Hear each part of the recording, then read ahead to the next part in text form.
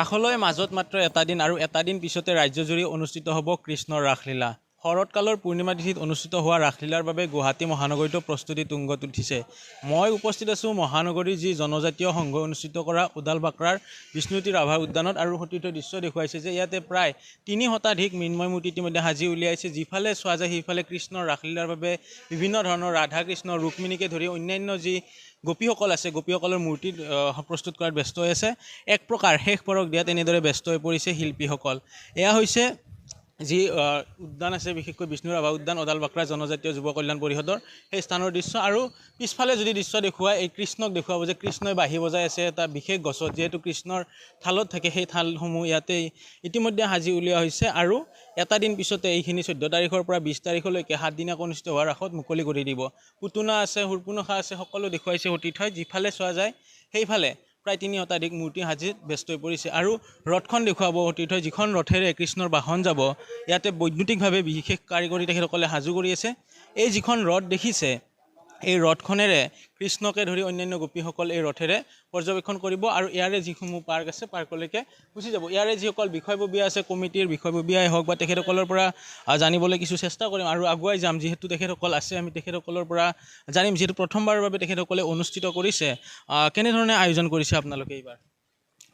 আমি উদাল বাক্ৰা জনজাতি যুৱ কল্যাণ পৰিষদৰ উদ্যোগত এই অঞ্চলৰ বিভিন্ন অনুষ্ঠান সকলো অনুষ্ঠানক সামৰি আমি এই ৰাস মহোৎসৱখন পতাৰ কাৰণে আমি স্থিৰ কৰিছোঁ, আয়োজন কৰিছোঁ। লগতে আমাৰ এই অঞ্চলৰ ৰাইজ আমাৰ লগত আছে, আমাক সহযোগ কৰিছে। বিভিন্ন মূৰ্তি দাতাৰ পৰা আদি কৰি বিভিন্ন মঞ্চৰ পৰা আদি কৰি এনেকুৱা ধৰণৰ আমি দাতাৰ ওচৰত গৈছোঁ, তেওঁলোকে আমাক সহযোগ দিছে। আৰু এনেকৈয়ে আমাৰ আজি পোনপ্ৰথম হ'লেও আমাৰ বহু ক'বলৈ গ'লে বহুত ডাঙৰকৈ আমাৰ ৰাস মহোৎসৱখন আমি পাতিবলৈ ওলাইছোঁ। আৰু লগতে আমাৰ বিভিন্ন কাৰ্যসূচীৰ লগতে বিভিন্ন ধৰণৰ থলুৱা খাদ্য, এখন খাদ্য মেলা থাকিব, মিনি মেলা এখন আছে।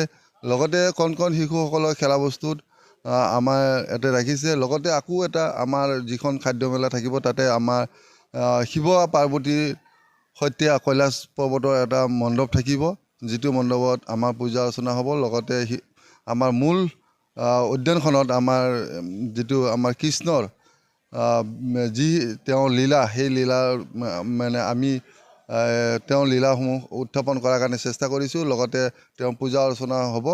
আৰু আমাৰ যিখন মঞ্চ আছে সেই মঞ্চত 7 দিন জোৰা আমি দিনজোৰা কাৰ্যসূচীৰে আমাৰ কাৰ্যসূচী আছে। তো ঠিক তেনেকৈ আমি এই আমাৰ 7 দিনীয়া যিটো ৰাস মহোৎসৱ এনেকৈ আমাৰ কাৰ্যসূচী আছে। দাদা ৰাইজক কি ক'ব? আহিব লাগে বুলি ক'ব, লগতে আৰু কি ক'ব?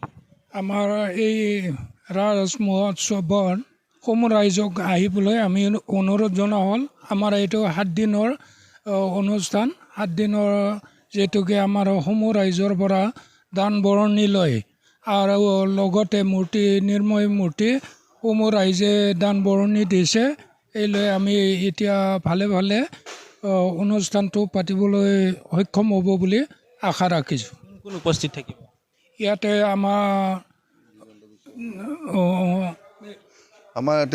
বিশেষ ব্যক্তিসকল আছে। আমাৰ দিগন্ত বিশ্ব শৰ্মাক নিমন্ত্ৰণ কৰিছোঁ, মেয়ৰ থাকিব, আমাৰ বিধায়ক থাকিব। আৰু লগতে যিসকল আমাৰ পাৰিষদ আছে, পাৰিষদ প্ৰায় মোটামুটি আমাৰ এই ৱাৰ্ডৰ লগত জড়িত যিসকল পাৰিষদ আছে তেওঁলোকো আমাৰ এই সভাত উপস্থিত থাকিব। মুখ্যমন্ত্ৰীক আমি যোগাযোগ কৰাৰ কাৰণে চেষ্টা কৰিছিলোঁ, কিন্তু আমি হেৰি নাপালোঁ। মানে নিমন্ত্ৰণ আমি হেৰিভাৱে দিছোঁ, কিন্তু তেওঁ আহিব নে নাহিব এইটো আমাৰ সঠিক নহয়। কিন্তু আমাৰ ৰণোজ পেগু ডাঙৰীয়া আমাৰ সভালৈ নিমন্ত্ৰণ জনাইছোঁ। মূৰ্তিসমূহ কোনে বনাইছিলে? আমাৰ মূৰ্তিসমূহ আমাৰ